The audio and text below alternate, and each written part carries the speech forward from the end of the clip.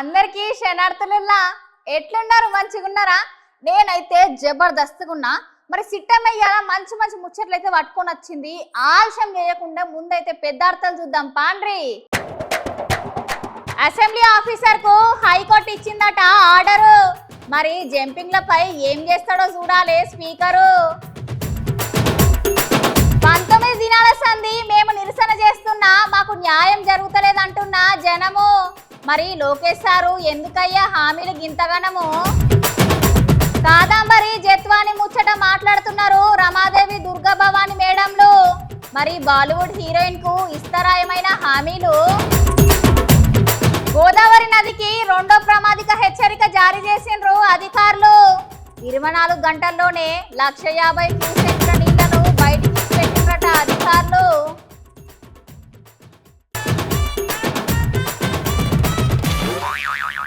కండువ మార్చిన నాయకులకట తప్పదట భారీ మూల్యం. ఎందుకంటే మా పార్టీల గెలిచి గా పార్టీకి పోయి 10,000 ఎట్లా కొనసాగుతున్నారని ఏకంగా హైకోర్టుకు పోయి కంప్లైంట్ చెప్పి వాళ్ళ మీద యాక్షన్ తీసుకోవాలని అన్నారట బీఆర్ఎస్ పార్టీ లీడర్లు.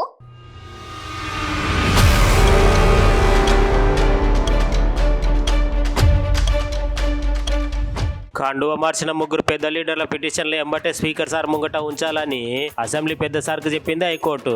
4 వారాలలో స్పీకర్ సార్ ఈ ముగ్గురు ఎమ్మెల్యేల పార్టీ ఫిరాయించిన ముచ్చట మీద మాట్లాడాలని ఆదేశించింది. పార్టీ మారినోళ్ళకి ఎప్పుడు నోటీసులు ఇస్తారు, ఇంకా ఎన్ని దినాలు ఎంక్వైరీ చేస్తారు, లేకపోతే వాళ్ళని గట్లనే ఉంచుకుంటారని అంటున్నది హైకోర్టు. మీరు ఒకవేళ ఈ ముచ్చట మీద తొందరగా నిర్ణయం చెప్పాలి, లేకపోతే మేమే విచారణ చేస్తాం మొదటికెళ్ళి అని అంటున్నారు. అయితే ఈ ముచ్చట్ల భాగంగానే ఈ ముగ్గురు ఎమ్మెల్యేలు ఎవరంటే ఖైరతాబాద్ నియోజకవర్గ MLA Danam Nagender sir, station Ghanpur MLA Kadiyam శ్రీఆర్ సారు, భద్రాచలం ఎమ్మెల్యే తెల్ల వెంకట్రావు సార్లు. అయితే పోయినేడు జరిగిన ఎన్నికలలో కారు గుర్తుపాటు 100కు మీదనే సీట్లు గెలుస్తామని చెప్పి 30 కాడికి ఆగేసరికి ఈ ముగ్గురు ఎమ్మెల్యేలు ముందుగానే చదువుకొని బీఆర్ఎస్ పార్టీ మొత్తం ఖాళీ అవుతున్నదని చేతి గుర్తు పార్టీలకు చెప్పుకొట్టిర్రు. అందుకని ఇప్పుడు కేటీ రామారావు సారు గట్లనే బీఆర్ఎస్ నాయకులు మాజీ మంత్రులు అందరు కలిసి హైకోర్టుకు కంప్లైంట్ ఇచ్చిండ్రు. బీఆర్ఎస్ లో ఎమ్మెల్యే గెలిచి కాంగ్రెస్ లకు పోయి ఎట్లా ఉంటారు, మీ ఎమ్మెల్యే పదవులను మొత్తం ఊడగొడతామని హైకోర్టు కంప్లైంట్ అయితే ఇచ్చిర్రులా. ఈ వారాలలో ఈ ముచ్చట మీద స్పీకర్ సార్ ఏం మాట్లాడకపోతే ఇక వాళ్ళ పని మొత్తం హైకోర్టు చూసుకుంటది కావచ్చు నుల్లా.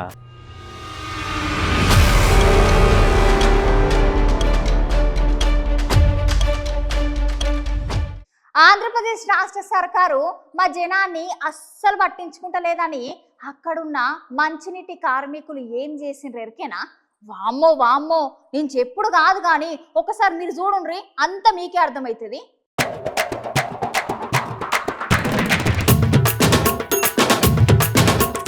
ఆంధ్రప్రదేశ్ రాష్ట్రంలో సర్కారు సమస్యలకు పరిష్కారం చూపిస్తలేదని వెరైటీగా ఉంటుందని అనుకున్నారో ఏందో గానీ అక్కడున్న కార్మికులందరూ మెడలకు ఉరితాడు వేసుకొని మరీ నినాదాలు చేసుకుంటా చంద్రబాబు నాయుడు సారు మమ్మల్ని కాపాడండి, నారా లోకేష్ సారు మమ్మల్ని కాపాడండి అనుకుంటా తాగునీటి కార్మికులందరూ నిరసన చేస్తున్నారట.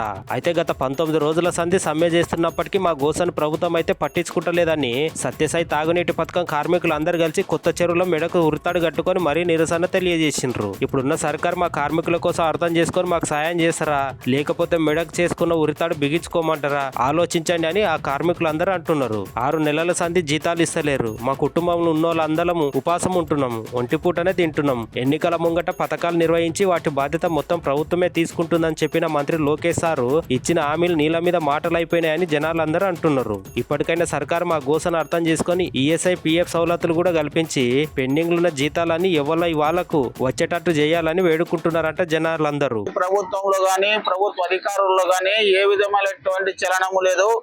ఈ board Sathya Sai water supply board chairman గా కలెక్టర్ ఉంటాడు, ఆయనకు సర్వాధికారాలు ఉంటాయి. అంటే మనం ఏదైనా నిర్ణయం తీసుకోవాలంటే కలెక్టర్ నిర్ణయం తీసుకొని మన సమస్యలను పరిష్కరించవచ్చు. తనకు వచ్చినటువంటి బడ్జెట్ మళ్లించైనా సరే మన జీతాలు చెల్లించేటువంటి సర్వాధికారాలు కలెక్టర్కు ఉన్నాయి. కానీ కలెక్టర్ గారు నిర్లక్ష్యంగా వ్యవహరిస్తూ మనల్ని విస్మరిస్తున్నారు. ముఖ్యంగా ప్రజలకు నీరు అనేటువంటి మౌలిక వసతిని కల్పించలేకపోతే మనం ఎందుకు అనేటువంటి ప్రశ్నించుకోవాలి. కాబట్టి కలెక్టర్ గారు మీకున్నటువంటి అధికారంతో మా సమస్యను ఒకే రోజు పరిష్కరించగలరు, కానీ మీరు మా వైపు చూడడం లేదు. దయచేసి చూసి మా సమస్యను పరిష్కరించే దిశగా అడుగులు వేయాలని కలెక్టర్ గారిని మీడియా ద్వారా మిమ్మల్ని కోరుకుంటున్నాము. మీరు ఏమి ఈ సమస్య మీద పరిష్కరించకపోతే ఊరేసుకోవడమే సరైనమని మీకు ఈ విధంగా నిరసన తెలియజేస్తున్నామండి. కలెక్టర్ గారు దయచేసి మా సమస్యను పరిష్కరించండి అయ్యా. టైం ఉందో లేదో తెలియదు కానీ మరి వాళ్ళు ఎక్కడున్నారో కూడా తెలియదు కానీ మాకైతే తెలియని పరిస్థితి. ఒక ఇంతకు ముందు అయితే మేము సమ్మె అయితే చేసినాము. ఇంతకుముందు కలెక్టర్ ఉంది, ఒక నాగమణి మేడం కలెక్టర్, ఆమె మేము సమ్మె చేస్తే వారం 10 రోజుల్లోనే మాకు నిధులు విడుదల చేసిన పరిస్థితులు కలెక్టర్ చేతిలో ఉన్నాయి. నెక్స్ట్ వచ్చిన ఆమె గౌతమ్ రెడ్డి కలెక్టర్, ఆమె కూడా సమ్మె చేసిన మార్గంలో కొంత బడ్జెట్ రూపంలో కూడా 16 కోట్లు కూడా విడుదల చేసిన పరిస్థితి. మరి ఇప్పుడుండే కలెక్టర్ మరి ఉన్నాడా, కలెక్టర్ ఆఫీస్లో ఉన్నాడా, లేకపోతే వాళ్ళ ఊర్లో ఉన్నాడా, మరి ఎవరు బాగోలు చూసేకపోయినాడా, కానీ మరి ఆ కలెక్టర్ ఏం చేస్తున్నాడో అయితే నేనైతే ఈ మీడియా మూలకంగా అడుగుతున్నాను. ఇది పరిష్కార మార్గం ఉంది కాబట్టి తెలియజేస్తున్నాను. ఇప్పటికైనా కలెక్టర్ గారు స్పందించాలని కోరుతున్నాను. నువ్వు అధికారు, రాజకీయ నాయకులు వస్తుంటారు పోతుంటారు, నువ్వు అధికారి కాబట్టి అధికార పద్ధతిలో వినియోగించండి. మీరు కాపాడండి, కార్మికులను కాపాడండి, ప్రజలను అందరినీ కాపాడండి తప్ప మీరు ఇట్లా అనాలోచిత విధంగా మీరు ఆలోచన చేయకుండా మీ అధికారాన్ని ఉపయోగించి మాకు కార్మికులకు న్యాయం చేయాలని, మా సమస్యలు పరిష్కారం చేయాలని నేను కోరుతున్నాను. బాలీవుడ్ నటి కాదంబరి జత్వాని ఉన్నది కదా, మరిగా జత్వాని ముచ్చట్ల కొన్ని నమ్మలేని నిజాలున్నాయట. అయితే ఈమెకు సపోర్టుగా మహిళా సంఘం లీడర్లు మాట్లాడుకుంటా ఏమన్నారంటే,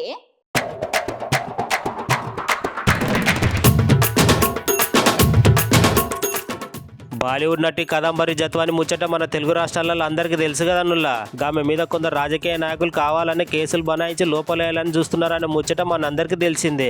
అయితే ఇప్పుడు బాలీవుడ్ నటి ముచ్చట మీద ఆంధ్రప్రదేశ్ రాష్ట్రంలో ఉన్న కొందరు మహిళా సంఘాలకు సంబంధించిన లీడర్లు రమాదేవి మేడం గట్లనే దుర్గా భవాని మేడం మాట్లాడుకుంటా ఇన్ని రోజులైనా కూడా వాళ్ళ మీద కేసు ఎందుకు నమోదు చేస్తలేరు, ఈ ముచ్చట మీద రాష్ట్ర ముఖ్యమంత్రి చంద్రబాబు నాయుడు సార్ కు చెప్తే సాయం చేస్తామని చెప్పిండు. అయినా కూడా పోలీసులు ఈ కాదంబరి ముచ్చట మీద ఎందుకు చర్యలు తీసుకోకుండా ఆలస్యం చేస్తున్నారు, ఎందుకు ఆ నిందితులకు కొమ్ముగాస్తున్నారు, ఈమె కుటుంబం మీద ఎందుకు వ్యతిరేకంగా గింతగానో బేరూపులు చేస్తున్నారని గట్టిగా అడుగుతున్నారు. గట్లని ఈమెను ఇక్కడున్న ప్రభుత్వం చంద్రబాబు నాయుడు సార్ దగ్గరికి తీసుకుపోయి మాట్లాడించలేనని వాళ్ళు మాట్లాడుతున్నారు.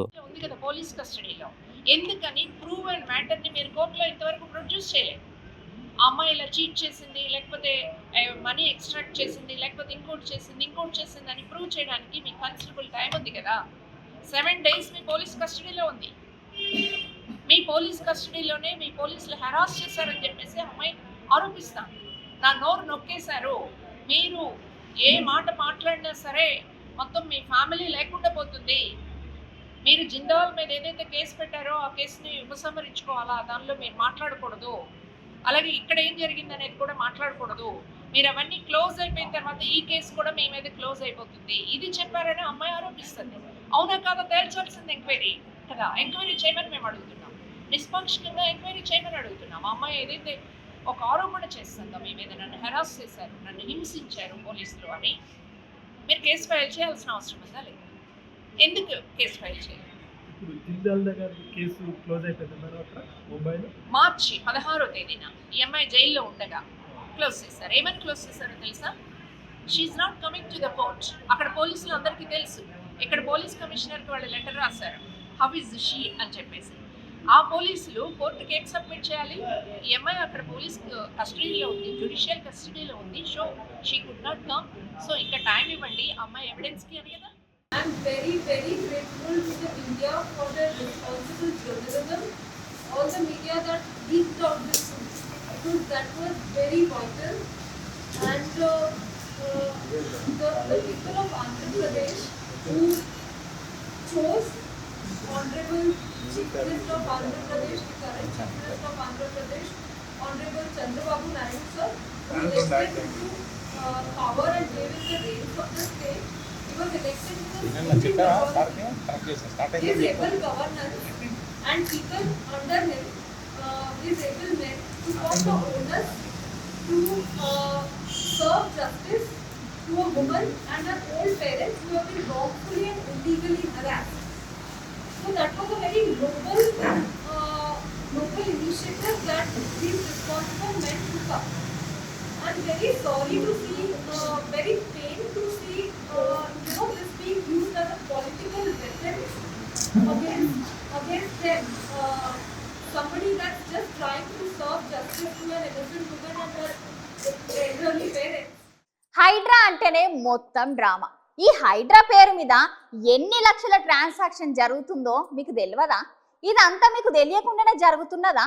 కేవలం పతంగి పార్టీ బిల్డింగ్లను కూలగొట్టలేక గట్లనే మీ తమ్ముడి బిల్డింగ్లను కూలగొట్టలేక ఈ డ్రామాలన్నీ ఆడుకుంటా హైడ్రాకు కోరలు వీకేసినట్టు చేస్తున్నారని అంటున్నాడు BJLP floor leader Maheshwar Reddy sir. హైడ్రాను పని చేయకుండా మీరు ఏ రకంగా ఈరోజు మరి హైడ్రాను కొలాబ్ చేసిండ్రు, దీని వెనుక ఏ శక్తులు పనిచేస్తా ఉన్నాయో మీకు తెలియదా?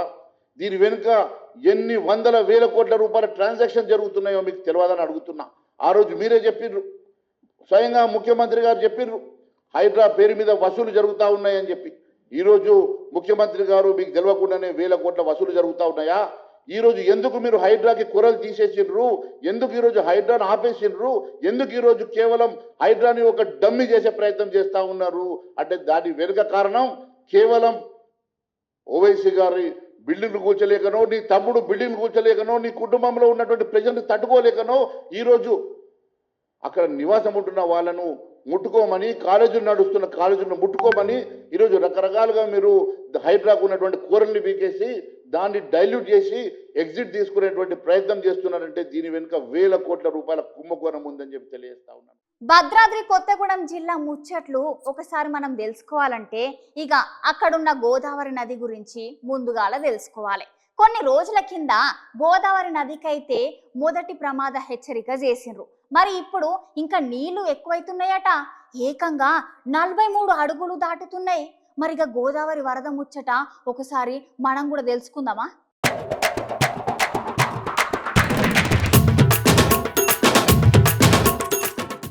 భద్రాద్రి కొత్తగూడెం జిల్లా భద్రాచలం దగ్గర భద్రాచలం గోదావరి నది 43 అడుగులు ఉండేసరికి మొదటి ప్రమాద హెచ్చరిక జారీ చేసిరు గోదావరి నదికి.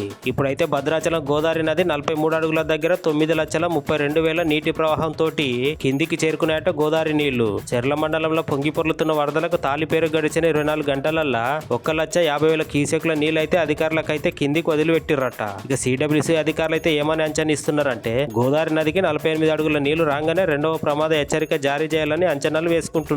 అయితే నిన్నటి సంధి మీది ప్రాంతమైన ఛత్తీస్గఢ్ రాష్ట్రంలో ఉన్న బీజాపూర్ జిల్లా గట్లనే సుకుమార్ జిల్లాలో వర్షాలు ఎక్కువ వచ్చుతోటే తాలిపేరు ఇంట్లో నీళ్లు 1,00,000 క్యూసెక్లు ఉన్నాయని అధికారులు తెలిపిర్రు.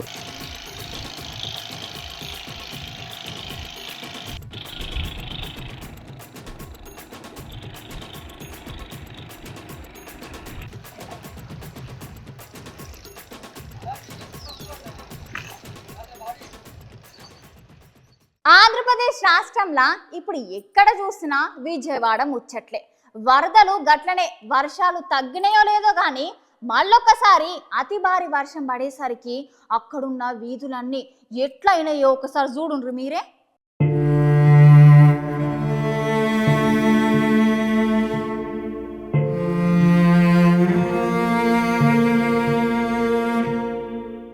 నీ వరదలు చల్లకుండా ఏం వరదలు తెలంగాణలో గట్లనే ఆంధ్రాలో కురిసిన అతి భారీ వర్షాలకు జనాలందరూ ఇంకా కోలుకోక ముందుకే వానదేవుడు మళ్ళొకసారి విజయవాడ మీద పగబట్టి వర్షం కురిపించిందనే చెప్పాలి.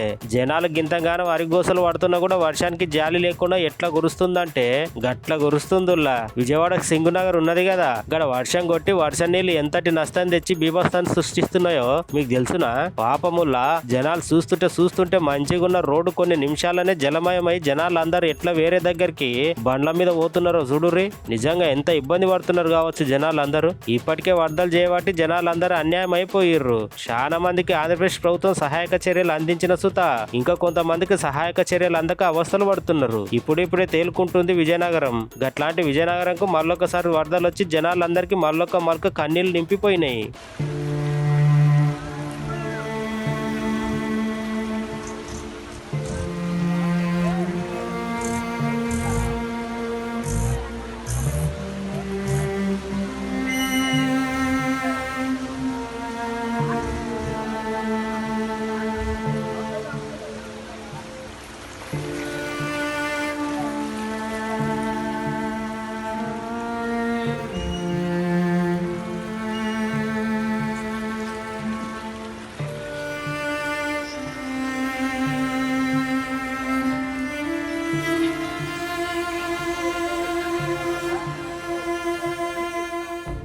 ఆంధ్రప్రదేశ్ రాష్ట్రంలో ఉన్న ప్రకాశం బ్యారేజ్ ముచ్చట అందరికి తెలిసిందే.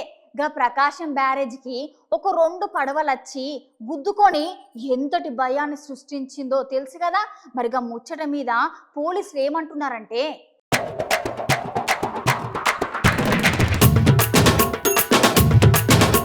మొన్నటిదాకా ఆంధ్రప్రదేశ్ రాష్ట్రంలో ప్రకాశం బ్యారేజ్ ముచ్చట నడిచింది గానుల్లా వరదలు చేయబట్టి. అయితే ఈ వరదలలో ఒక 2 పడవలు కొట్టుకొని వచ్చి ప్రకాశం బ్యారేజ్ ని గుద్దుకొని దాని కొంచెం అంత డ్యామేజ్ అయితే జరిగిందంట. కాకపోతే ఆ పడవలను 5 ఏళ్ల సంద అసలుకే నీళ్ళకి అనుమతించలేదని అక్కడ ఉన్న అధికారులు చెప్తున్నారు. మరి అనుమతించకపోతే ఈ పడవలను ఎవరు పంపిర్రు, ఎట్లా పంపిర్రు, వాటి అంతటా అవే వచ్చినాయి అని పోలీసులు అయితే దర్యాప్తు చేపడుతున్నారు.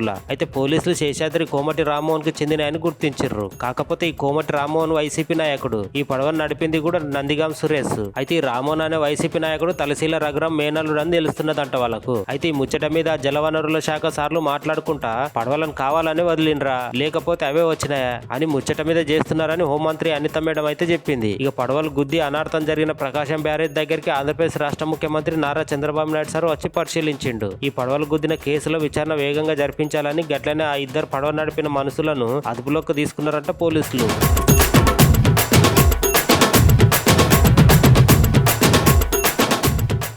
ఆంధ్రప్రదేశ్ రాష్ట్రంలో విశాఖపట్నంలో ఉన్న స్టీల్ ప్లాంట్ను ప్రైవేటీకరణం ఎట్లా చేస్తారు?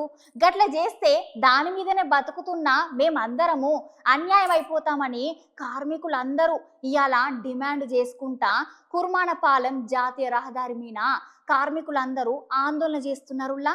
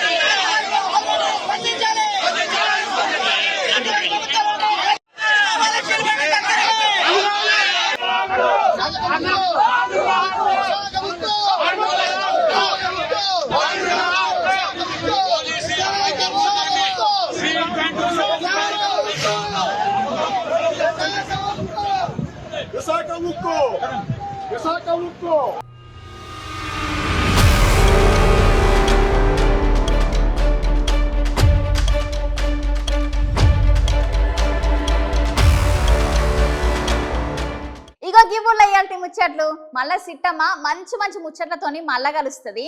అంతవరకు ఉంటామల్లా.